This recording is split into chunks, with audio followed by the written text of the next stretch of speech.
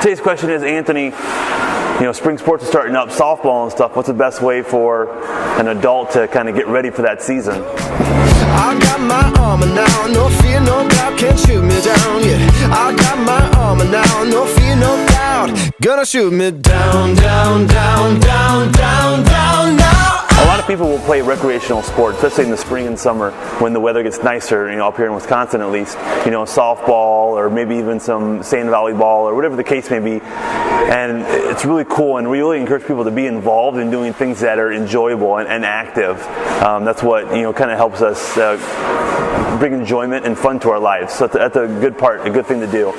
But how do we prepare? Because, how many times do you see someone that, I hurt my knee or tore my Achilles or did something playing a sport, hurt my back, whatever the case may be. And what's the biggest reason for that? Usually it's just people aren't prepared to move anymore. And so if you're a spring and summer sport kind of person, you've been sitting pretty much all winter, probably all fall long, and now you're just going to hop into a sport. It leads to a higher case of, a chance of injury. So what can you do to get ready for that? Well, one of the things, it was become an obvious answer is just to keep moving through the whole winter. That's why I think doing something like here, Fitness Lying Down, getting good movement in, going through your movement patterns, squatting, hinging, lunging, pushing, pulling, rotating, just kind of keeping those motions fresh and helping your body not to forget how to do that.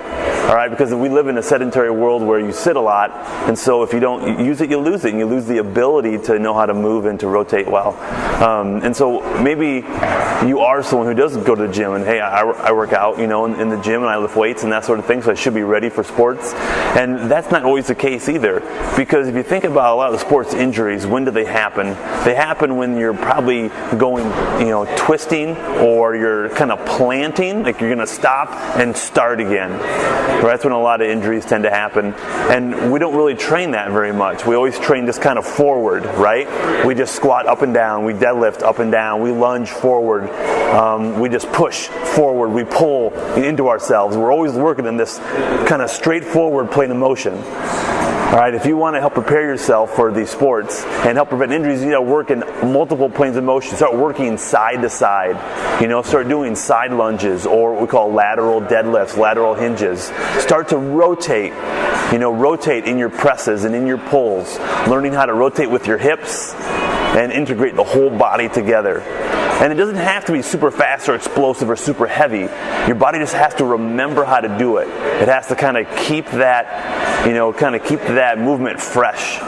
So that way when you start to use it at higher speeds in sports, it remembers how to do it and it'll move it well.